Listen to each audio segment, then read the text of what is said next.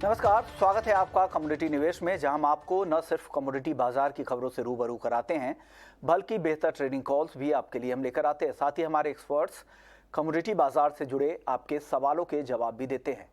Gold, silver हो या फिर एग्री कमोडिटी हो या फिर बेस मेटल्स हो, तमाम कमोडिटी के बेहतर ट्रेडिंग कॉल्स और ट्रेडिंग ट्रेंड्स को हम समझाने की कोशिश करते हैं। आज हमारे साथ 3 मेहमान हैं जो आपको ट्रेडिंग रणनीति बनाने में मदद करेंगे। हमारे साथ बिटवन मजूमदार हैं, bmazumdar.com के अनुज गुप्ता हैं, IIFL सिक्योरिटीज से प्रथमेश माल्या है, एंजल वन से। आप तीनों मेहमानों का स्वागत है। साथ ही आज हमारे साथ आगे CKED VV मेहता साहब भी होंगे। उनसे हम तेल तिलहन इंडस्ट्री की जो भी समस्याएं हैं उन पर राय उनसे लेंगे। साथ ही मस्टर्ड में जो गिरावट दिख रही है उन पर भी राय लेंगे। लेकिन आपके पास कोई भी सवाल हो तो आप सवाल पूछे। हमारा नंबर हमारे स्क्रीन पर फ्लैश हो रहा है, आप नंबर पर फ़ोन करें और जो भी सवाल है आपके अगले आधे घंटे पर जवाब देने की कोशिश की जाएगी। हमारा नंबर है 9136934058। इसके अलावा आप हमारे सोशल मीडिया पेज के जरिए भी अपने सवाल हमें भेज सकते हैं। कोई भी सवाल भेजें, अपना नाम, अपने शहर का नाम ज़रूर भेजें। चलिए, सबसे पहले बात गोल्ड की करेंगे, क्योंकि गोल्ड में एक शार्प रिकवरी आई है। दिन के निचले स्तरों से देखें तो करीब 500 रुपए की रिकवरी है दिन के निचले स्तरों से। अभी फिलहाल 360 रुपए ऊपर 57,850 रुपए पर MCX पर सोना कारोबार कर रहा है। अनुज जी, अच्छी रिकवरी दिख रही है। क्या क्रेडिट स्विस को लेकर जो खबर आ रही है उससे यहाँ पर रिकवरी आई है, सेफ हेवन बाइंग आ रही है? विश्वमोहन जी, गुड इवनिंग। बिल्कुल, देखिए, जो सेव एंड डिमांड हम काफी टाइम से देख रहे थे कि नहीं आ रही थी, वो अब यहाँ पर आनी स्टार्ट हुई है। पिछले करीबन अगर आप देखेंगे तो एक हफ्ते में जो रिकवरी आई है उससे गोल्ड 6 हफ्ते के हाई के आसपास आ गया और अपने जो इसने लाइफ टाइम हाई बनाया था करीबन 58,847 का, मुझे लगता है वो भी यहाँ पर ब्रीच करता हुआ दिखाई देगा। इंटरनेशनली सुबह $1,885 के आसपास गोल्ड था, अभी देखें तो $1,906 के आसपास है, करीबन $20 की रिकवरी भी यहाँ पर आ चुकी है। तो जिस तरीके से क्रेडिट स्विस की न्यूज़ का इम्पैक्ट आया है वो सेव हेवन के तौर पर देखने को मिला है।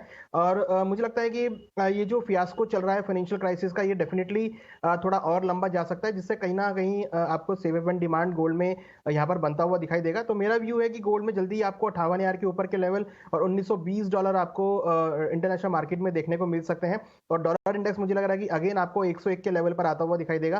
तो जो व्यू है पॉजिटिव है। यहाँ पर बायो एंड डिप्स की स्ट्रेटेजी मुझे लगता है कि देखने को मिल सकती है और इवनिंग तक हमें लग रहा है कि 58,000 का लेवल आपको गोल्ड टेस्ट करता हुआ दिखाई देगा।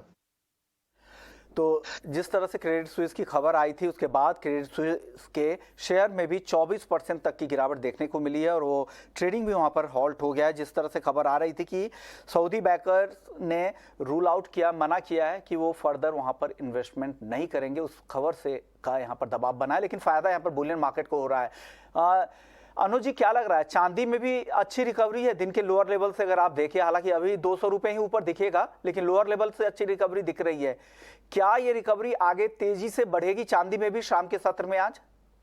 देखिए, बिल्कुल, चांदी अगर आप देखेंगे तो 5 हफ्ते के हाई पर चांदी आता हुआ दिखाई दिया है। इंटरनेशनली देखें तो $21.5 के ऊपर सस्टेन कर रहा है, इवन $22 के लेवल यहाँ पर आते हुए दिख रहे हैं। तो कहीं ना कहीं पॉजिटिव मोमेंटम है। मुझे लगता है कि यहाँ पर भी अगेन इवनिंग सेशन में एक अच्छी रिकवरी देखने को मिलेगी और हम एक्सपेक्ट कर रहे हैं कि जल्दी ही 68,000 के लेवल आपको चांदी में आते हुए दिखाई देंगे। एक छोटा सा रेजिस्टेंस है $22 का, अगर वो ब्रेक होता है तो एक अच्छा खासा मोमेंटम हम अगेन चांदी में आते हुए देखेंगे। और मुझे लग रहा है कि इस बार चांदी जो है $24 के लेवल को ब्रीच करता हुआ दिखाई देगा, 70,000 MCX में यहाँ पर ब्रीच करता हुआ दिखाई देगा। तो मोमेंटम यहाँ पर भी पॉजिटिव होता हुआ दिखाई दिया है। तो यहाँ पर भी मैं खरीदारी की सलाह दूंगा। मुझे लगता है कि इवनिंग तक आपको 67,500 से लेकर 68,000 तक के लेवल चांदी में देखने को मिल सकते हैं। कुछ सवाल जवाब ले लेते हैं। कई सारे दर्शक है। दविंदर है लुधियाना से, क्रूड और एनजी में क्या करना चाहिए? ये कंफ्यूज है। जिस तरह से गिरावट आई है इनको लग रहा है कि बाई करें, लेकिन रिस्क भी लग रहा है, तेजी टिकती नहीं क्रूड की। अब प्रथमेश जी क्या सलाह देंगे इनको, क्रूड और एनजी में क्या करना चाहिए? मेरे ख्याल से ग्लोबली जो भी बैंकिंग क्राइसिस हो रहा है, क्रेडिट स्विस की तरफ से न्यूज़ है, इसमें सारे रिस्क एसेट्स को डंप किया जा रहा है और सेफ हेवन में बाइंग हो रही है। तो क्लियरली जितने भी रिस्क एसेट्स हैं सबको सेल साइड में रखना है और इनको क्रूड का जो क्रूड जो है सेल करने की सलाह रहेगी। मार्च वायदा करीब 6,000 के नीचे चल रहा है, 5940 के आसपास सेल करने की सलाह रहेगी। 6040 का स्टॉप रहेगा, टारगेट 5740 के रहेंगे। मेरे ख्याल से इस पर्टिकुलर काउंटर में और वीकनेस देखने को मिल सकता है आने वाले ट्रेडिंग सेशंस में। अगले दर्शक है इसके बंसल है ग्वालियर से, जिंक में क्या करना चाहिए? क्या करना चाहिए प्रथमेश जी जिंक में? जिंक में फिलहाल कोई ट्रेड नहीं है, बट मेरे ख्याल से बेस मेटल्स में आपको गिरावट का रुख है, तो मेरे ख्याल से जिंक में भी नीचे का ही रुख रहेगा। बट ट्रेड पर्सपेक्टिव से यहाँ पर रिस्क रिवॉर्ड फेवरेबल नहीं, यहाँ पर ट्रेड ना करें। ओके, आप क्या सलाह देंगे अनुज जी, जिंक में क्या करना चाहिए? देखिए बेस मेटल में हालांकि हम एक सेलिंग प्रेशर देख रहे हैं, बट मुझे लगता है कि कहीं ना कहीं इवनिंग में आपको एक रिकवरी यहाँ पर देखने को मिलेगी, क्योंकि अगर आप बेस मेटल को देखेंगे तो इसमें लोअर लेवल से हमने रिकवरी आते हुए देखी है। मुझे लगता है कि बेस मेटल में अगर जिंक की बात करें तो नीचे अगर प्राइस 256 के आसपास मिलते हैं तो वहां पर आपको खरीदारी देखने को मिलेगी। अगर आप ओवरऑल देखेंगे तो 255 256 काफी स्ट्रॉन्ग सपोर्ट है जहां पर आपको रिकवरी देखने को मिल सकती है। तो इवनिंग सेशन तक मुझे लगता है कि वेट करना चाहिए, 256 के आसपास आए तो वहां खरीदारी कर सकते हैं। हालांकि अगर रेजिस्टेंस की बात करेंगे तो 261 262 थोड़ा सा रेजिस्टेंस लेवल है। तो अल्टीमेट मुझे लगता है कि 256 से लेकर 261 के बीच ये मूव करता हुआ दिखाई देगा। 256 के आसपास मिले तो वह खरीदारी का ट्रेड देखना चाहिए। अगर इनका बाय किया हुआ होल्ड है तो मेरे हिसाब से इनको एक बार होल्ड करना चाहिए। ओके, एक दर्शक है, इन्होंने नाम नहीं भेजा है, 4 लॉट इन्होंने नेचुरल गैस को लॉन्ग कर रखा है काफी ऊपर के भाव पे 286 पे। अनुज जी क्या लग रहा है यहाँ पर क्या करना चाहिए, इनको वेट करना चाहिए या निकल जाएं अब? देखिए नेचुरल गैस अगर आप एक लॉन्ग टर्म व्यू देखेंगे, क्योंकि अब जो मार्च है, मार्च चल रहा है, यहाँ पर मुझे लगता है कि थोड़ी सी गिरावट अभी रहेगी। हालांकि 200 का काफी स्ट्रॉन्ग सपोर्ट नेचुरल गैस ने लिया है, $2 को काफी स्ट्रांगली मार्केट यहाँ पर सपोर्ट ले रहा है। और जिस तरीके से हम देख रहे हैं कि 200 के आसपास जब भी आता है तो एक अच्छी रिकवरी देखने को मिलती है। हालांकि समर सीजन है तो डिमांड साइज का डेफिनेटली कंसर्न रहेगा, बट मेरा ऐसा मानना है कि जो $2 का लेवल है ये एक ऐसा लेवल है जहां पर इकोनॉमीज जो है वो अपने रिजर्व के लिए नेचुरल गैस को ऐड करेंगे। जैसा कि इंडिया ने भी इस बार करीबन 8-9% अपने पूरे रिजर्व के अंदर नेचुरल गैस को ऐड किया है। तो कहीं ना कहीं इकोनॉमिक पर्सपेक्टिव से यहाँ पर जो एड ऑन है, जो अपना एक जो हम स्ट्रक्चर जो रिजर्व है उसको बढ़ाने की बात करते हैं, तो यहाँ पर डिमांड इकोनॉमी के लेवल पर आती हुई दिखाई देगी। तो मेरा मानना है कि आपको slow and study natural gas में एक अपसाइड मोमेंटम आता हुआ दिखाई देगा। उतनी तेजी या मंदी आपको देखने को नहीं मिलेगी जो हमने जनवरी और दिसंबर में देखी थी। एक स्लो एंड स्टडी पेस पर नेचुरल गैस धीरे धीरे बढ़ता हुआ दिखाई देगा। तो मेरे हिसाब से जिन्होंने खरीदारी कर रखी है ये होल्ड करना चाहिए। एक 220 का एक रेजिस्टेंस है, वो अगर ब्रेक होता है तो 230 240 के लेवल आपको देखने को मिलेंगे। मुझे लगता है कि डेफिनेटली एक अपसाइड मोमेंटम यहाँ पर स्लो एंड स्टडी फॉर्म में बनता हुआ दिखाई देगा। ओके, अगले दर्शक भी नेचुरल गैस पर ही है, काफी सवाल आ रहे हैं। हालांकि नेचुरल गैस दिन की ऊंचाई से देखें तो ये भी काफी कमजोर नजर आ रहा है, 1.5% से ज्यादा गिर चुका है नेचुरल गैस। विनय है रोहतक से, इनका सवाल है ऑप्शन में क्या कोई रणनीति है क्या नेचुरल गैस में? आपके पास प्रथमेश जी है क्या कुछ एनजी ऑप्शन? फिलहाल यहाँ पे एक्चुअली 200 के पास में स्टेबल होते हुए दिखाई दे रहा है, और ऊपर मेरे ख्याल से 230। तो फिलहाल ऑप्शंस में कोई रणनीति नहीं है, बट मेरे ख्याल से अगर ट्रेड पर्सपेक्टिव में देखें तो 198 और 195 यहाँ तक करेक्ट होते हुए दिख सकता है। फिलहाल इसमें कोई ऑप्शंस में ट्रेड नहीं है, बट फ्यूचर्स में ट्रेड कर सकते हैं। 198 तक गिरने की पॉसिबिलिटी दिखाई दे रही। ओके, जमील भाटी हैं चूरू राजस्थान से, इनका सवाल क्रूड और एनजी को लेकर है। बिटूपन, क्रूड और एनजी में क्या करना चाहिए, इनको किस लेवल पे बाई करे या सेल करे? देखिए क्रूड ऑयल का अभी जो सिनेरियो है थोड़ा मोमेंटम डाउनसाइड का है। इंट्राडे का मार्केट हम लोग देखते हैं तो क्रूड ऑयल थोड़ा सा डाउन लग रहा है, लेकिन अगर थोड़ा सा यहाँ पे स्ट्रॉन्ग बेस भी है 5800 के आसपास, तो यहाँ पे अगर डिफेंसिव अगर बाय करना है तो मेरे हिसाब से only safest option will be to go for a bull call spread, क्योंकि उधर तो क्रूड ऑयल डाउन है because of the panic that being created जो रिस्क एसेट क्लास का। तो मुझे लग रहा है कि बुल कॉल स्प्रेड एक हो सकता है 5800 जो कॉल है उसको बाय करके टू गिव ए प्रोटेक्शन 6000 का कॉल बेस के। तो इसका अगर स्प्रेड आपको आता है 80-90 के रेंज के आसपास से probably we can go for a spread at that time, और इसका टारगेट रहेगा 160 टू 170 और स्टॉप लॉस रहेगा 40। लेकिन ये चीज याद रखिएगा क्योंकि ये जो पैनिक है प्रॉब्ली ये इंट्राडे वाला नहीं है।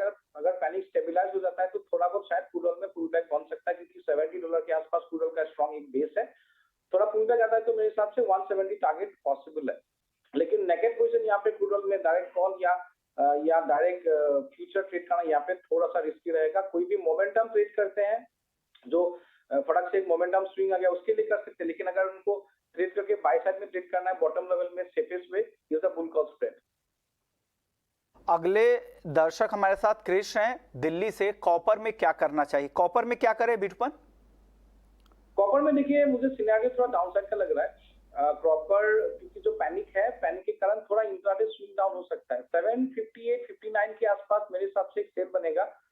753 टू 752 तक हम लोग देख सकते हैं target with stop loss with 764। Sentiment थोड़ा सा वीक है, जो अभी आपने बताया ना कि क्रेडिट स्विस का जो रिपोर्ट है इसका स्पिल ओवर इम्पैक्ट अभी हम लोग का पूरे मार्केट में दिख रहा है।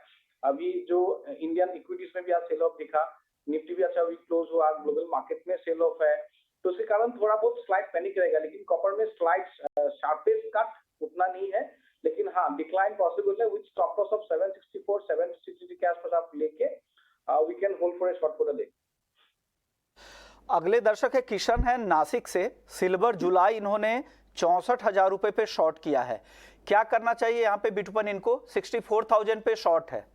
एग्जिट करना है बेटर ऑप्शन रहेगा। पैनिक है मार्केट में, बोथ गोल्ड एंड सिल्वर में मोमेंटम अभी पॉजिटिव है। गोल्ड जिस तरह से दिख रहा है कि तेजी अभी 58,500 के आसपास जाने का कोशिश कर रहा है। इवन सिल्वर ऑल्सो जो इसका जो रेजिस्टेंस ब्रेकआउट हुआ 65,000 का, तो अभी सिल्वर प्रोबेबली 68,500 टू 69,000 जाने का पॉसिबल है। तो मेरे हिसाब से कोई भी डिप्स आने से रिवर्स कर दीजिएगा पोजीशन। यहाँ पे और फर्दर तेजी है, ग्लोबल जो सेल ऑफ है रिस्क एसेट क्लास का, उसके कारण अभी बुलियन को पुश मिल रहा है और ये पुश रहेगा 1-2 दिन के लिए। तो यहाँ पे कोई भी शॉर्ट पोजीशन होल्ड ना करे फंसने के लिए। यहाँ पे मेरे हिसाब से कोई भी डिस्क में एग्जिट करके प्रिफरेबली आप लॉन्ग पोजीशन बनाएं। दिलीप सोनी है, सोना इन्होंने 58,540 रुपए पे खरीदा है, क्या करना चाहिए प्रथमेश जी? इनको यहाँ पे और ऐड करना चाहिए। इनका overall cost of the trade कम हो जाएगा और इनको मोमेंटम ऊपर में 58,000 और 58,500 ये दोनों पॉसिबल भाव आपको देखने को मिल सकता है। मेरे ख्याल से इनको और एक्यूमुलेट करना चाहिए और ऊपर में टारगेट आपको 58,000 58,500 तक की पॉसिबिलिटी दिखाई दे रही है। एक और दर्शक है इमरान अली बिहार से। सोना क्या 58,000 पार करेगा? अनुज जी, लग रहा है आपको 58,000 सोना पार करेगा इस तेजी में? और देखिए बिल्कुल मुझे लग रहा है कि आप देखें अभी करीबन 57,856 का इसने हाई बनाया है, डेली हाई जो बनाया है मॉर्निंग में, और अभी हाई के ऊपर ही चल रहा है। तो मुझे लग रहा है इवनिंग तक आपको 58,000 के लेवल ही टेस्ट करता हुआ दिखाई देगा और इवन 58 के ऊपर का लेवल ब्रेक करता हुआ भी दिखाई देगा। एक और दर्शक है हर्ष प्रजापति है झांसी से। निवेश के लिए चांदी किस भाव पर खरीदना चाहिए? किस भाव पे खरीदना चाहिए अनुज जी, अगर इन्वेस्टमेंट का एंगल है तो? देखिए चांदी मुझे लग रहा है कि अगर ये आपको 65,000 के आसपास मिलती है, क्योंकि अभी भी डिप लिया था इसने, तो हमने आपके चैनल के थ्रू ही कहा था कि 62-63 के आसपास अगर मिले तो वो एक अच्छा ऑप्शन बाई खरीदारी करने के लिए। तो जिन्होंने 62,000 या 63,000 के आसपास लिया होगा आज वो अच्छे प्रॉफिट में है, विद इन अ मंथ एक अच्छा प्रॉफिट बना है। तो अगेन अगर डिप मिल लेता है 65,000 के आसपास तक, तो वहां पर आप एड ऑन कर सकते हैं। ऊपर एक रजिस्टेंस है 70,000 का, अगर वो ब्रेक होता है तो अगेन आपको 73 से लेकर 75,000 तक के लेवल यहाँ पर आते हुए दिखाई देंगे। तो थोड़ा बहुत अगर डिप मिलता है तो आप खरीदारी के लिए ऐड कर सकते हैं। ओके। जिग्नेश है सूरत से। क्रूड मिनी इन्होंने 6,500 रुपए पे खरीदा है, क्या करना चाहिए बिटूपन इनको? कितने में खरीदा उन्होंने? 6,500, काफी ऊपर, 58,000 के आसपास भाव है क्रूड का। देखिए अभी उनको तो रुकना पड़ेगा। यहाँ पे थोड़ा सा पैनिक सिनेरियो है। पैनिक में देखिए अभी तो रहेगा मार्केट, लेकिन अगर आज का क्लोजिंग थोड़ा सा अगर मार्केट स्टेबलाइज कर पाता है 71 के आसपास अगर सेटल होकर मार्केट रह सकता है, तो मेरे हिसाब से होल्डिंग करेंगे। लेकिन काफी बड़ा एक डिक्लाइन फेज में, लेकिन लकी ना अगर उनका कम लॉट है और मिनी लॉट का भी काफी छोटा है, तो मेरे हिसाब से थोड़ा देख सकते हैं। लेकिन 6700 आना थोड़ा मुश्किल होगा। लेकिन गोइंग फॉरवर्ड यहाँ पे थोड़ा मार्केट स्टेबलाइज होने के लिए रुकना चाहिए। क्रूड में इतना सरफेस कट लेकिन कंटिन्यूअसली स्लाइड होना is not going to be easy. तो यहाँ पे कहीं ना कहीं बॉटम मार्केट बनने के लिए कोशिश करेगा, लेकिन उनका लेवल काफी ऊपर है और उन्होंने स्टॉप लॉस भी मेंटेन नहीं किया है। तो मेरे हिसाब से यही है कि अगर उनका थोड़ा वेट करके देखिएगा 5700 का एक स्टॉप बनेगा, लेकिन वो स्टॉप भी सडनली वोलेटाइल सिनेरियो में निकल जाता है। तो एक बार देखिए आज का क्लोजिंग अगर थोड़ा रिकवर होता है या 5800 के नीचे नहीं होता है तो थोड़ा पुल बैक का पॉसिबिलिटीज है। फिलहाल के रखिएगा मिनी कॉन्ट्रैक्ट, लेकिन नेक्स्ट टाइम से ऐसे कॉन्ट्रैक्ट मत ट्रेड कीजिएगा। कोई भी ट्रेड करते हैं तो स्टॉप लॉस मेंटेन करके कीजिएगा। तो पुल बैक आपको शायद प्रोबेबली अगर होता है तो गोइंग फॉर 6300 टू 6400 पॉसिबल है, लेकिन फिलहाल सिनेरियो में थोड़ा पैनिक सिनेरियो है मार्केट। ये शायद अभी आज के लिए थोड़ा पैनिक रह सकता है इवनिंग पार्ट। अगले दर्शक है आनंद है अकोला से। हल्दी और कॉटन केक किन स्तरों पर खरीदना चाहिए? अनुज जी, किन लेवल्स पे खरीदे हल्दी को और कॉटन केक को? देखिए कॉटन सीड ऑयल केक में कल एक छोटी हमने रिकवरी आते हुए देखी है। हालांकि मुझे लग रहा है कि कहीं ना कहीं 2500-2550 एक अच्छा सपोर्ट है जहां पर आप एक्यूमुलेट कर सकते हैं। बट ओवरऑल अगर आप देखेंगे तो कपास, कॉटन और कॉटन सीड ऑयल केक सभी में एक ट्रेंड डाउन का बना हुआ है। तो अगर आप 2500 के आसपास लेंगे तो आपको 2600 2650 के आप एग्जिट कर सकते हैं। बट एक लंबी तेजी हमें ऐसा कोई नहीं लग रहा है कि कॉटन सीड ऑयल के आपको देखने को मिलेगी। यहाँ पर अगर ट्रेड लेना है तो सैलून राइस का मार्केट आपको देखने को मिलेगा, ऊपर 2700 के आसपास मिलेंगे लेवल, तो वहाँ बिकवाली का ट्रेड बना सकते हैं। सिमिलरली अगर हम टर्मरिक की बात करें तो करीबन 6600 6700 एक अच्छे सपोर्ट जोन है, जहां पर मुझे लगता है कि खरीदारी का ट्रेड आप बना सकते हैं। ऊपर में 6800 6900 तक के लेवल देखने को मिल सकते हैं। ओके, अगले दर्शक है पवन है हिसार से। क्या इन्हें धनिया मौजूदा स्तरों पे खरीदना चाहिए? पहला लॉट इन्होंने 7200 रुपए पे खरीदा था अनुज जी, दूसरा लॉट धनिया का इन्होंने 6880 रुपए पे खरीदा था। क्या तीसरी पोजीशन इनको लेनी चाहिए अब, लॉन्ग पोजीशन अब धनिया में? देखिए इन लेवल्स पे काफी कंसोलिडेट कर रहा है अभी ये 6700 6800 के आसपास में। मेरे ख्याल से ऑलरेडी इस लेवल पे इन्होंने पोजीशन ले रखी है, तो ऐड अभी ना करें। हमें लगता है कि अभी यहीं से एक अच्छी खासी रिकवरी देखने को मिलेगी, तो ऊपर में 7000 के आसपास ये प्रॉफिट बुक कर सकते हैं। तो कहीं ना कहीं कंसोलिडेशन अभी है, फिलहाल एक्यूमुलेशन मुझे लगता है कि आपको देखने को मिलेगा। तो फिलहाल वेट कर लीजिए, आपके पास ऑलरेडी इन लेवल्स पे 2 लॉट है, तो मेरे ख्याल से इनफ है 2 लॉट, आप यहाँ पे होल्ड कर सकते हैं। ओके, तो ये व्यू है कोरिएंडर को लेकर पवन जी के लिए। अगले दर्शक है विशाल है सूरत से। क्रूड एक लॉट इन्होंने 6121 रुपए पे बाई किया है। लॉस कम करने के लिए 2 लॉट क्या रेट पर लेना चाहिए? क्या सलाह देंगे प्रथमेश जी इनको? मेरे ख्याल से क्रूड का जो मोमेंटम है अभी भी यहाँ पे और 120 रुपए यानी 5740 और 5680 ये 2 पॉसिबल भाव दिख रहे हैं इनको। यहाँ पे और एवरेज नहीं करना चाहिए, इनको एग्जिट कर लेना चाहिए। यानी और एवरेज नहीं करे, एग्जिट करे, आपके लिए यही सलाह है।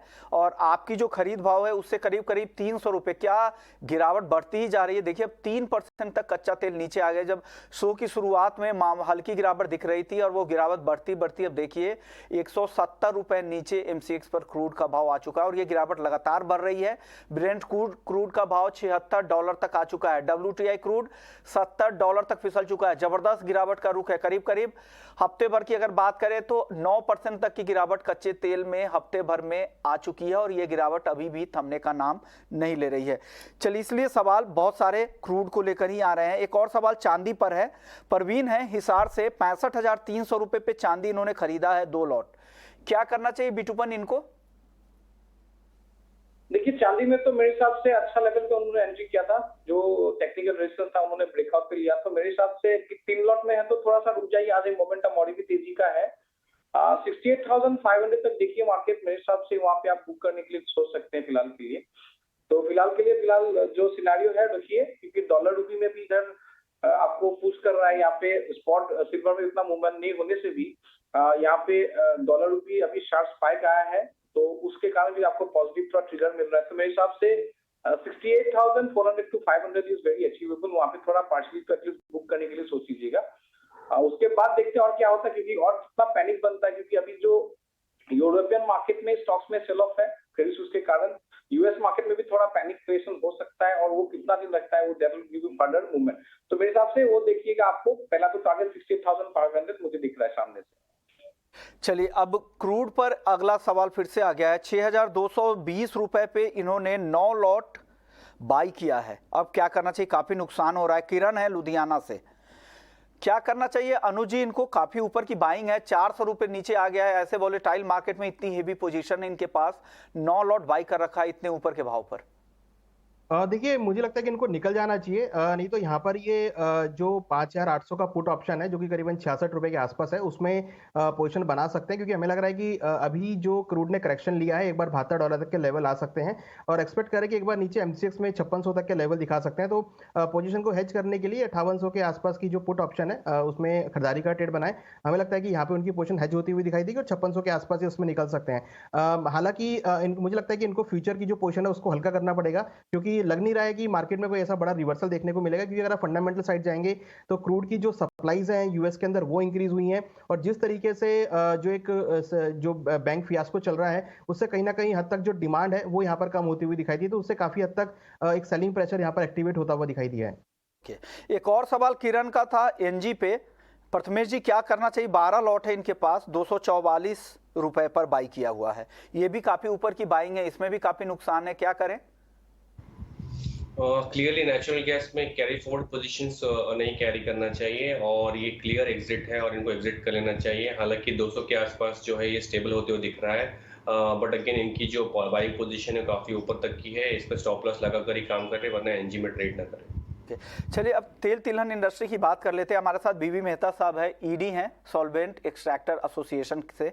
सर सबसे पहले सरसों की बात कर रहे थे। सरसों में तो लगातार गिरावट हो रही है, अराइवल का टाइम है और ऐसे में भाव एमएसपी के काफी नीचे आ गया है मंडियों में। क्या लग रहा है क्यों ये गिर रहे हैं और कैसे ये गिरावट थम सकती है? नहीं, ये काफी चिंता का विषय है। आज जो हम चाहते थे कि भाई किसान ज्यादा से ज्यादा मस्टर्ड पैदा करे, उसे तो अपना काम कर दिया और क्रॉप भी अच्छा है, 115-120 लाख के करीब होगा।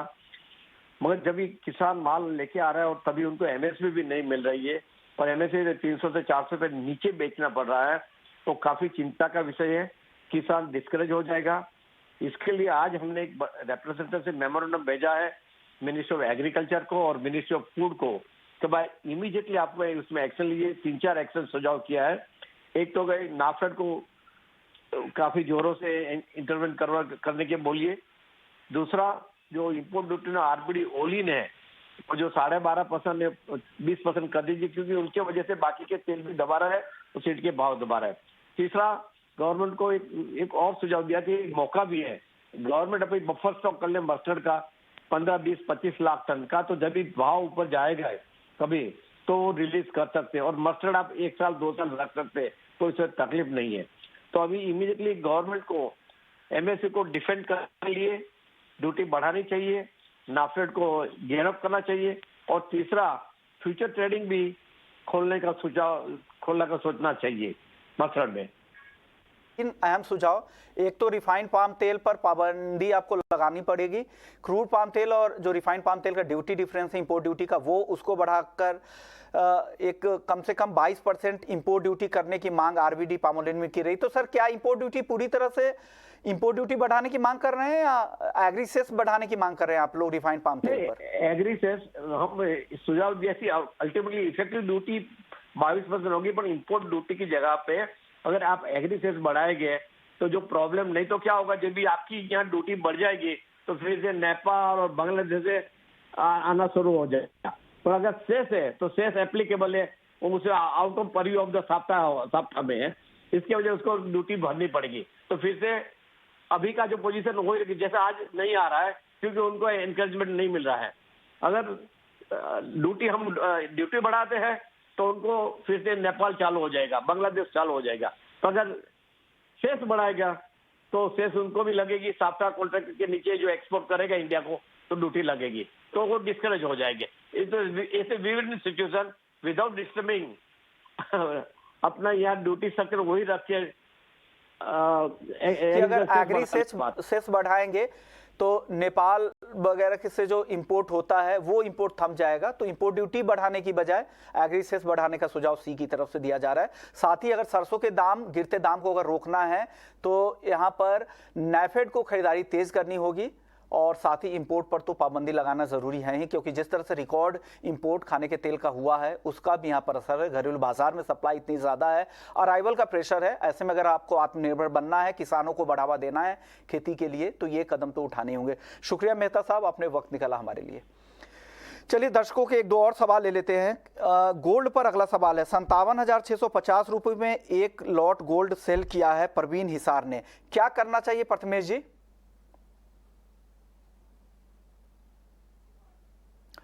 प्रथमेश सर अनम्यूट करके जवाब दीजिए प्लीज।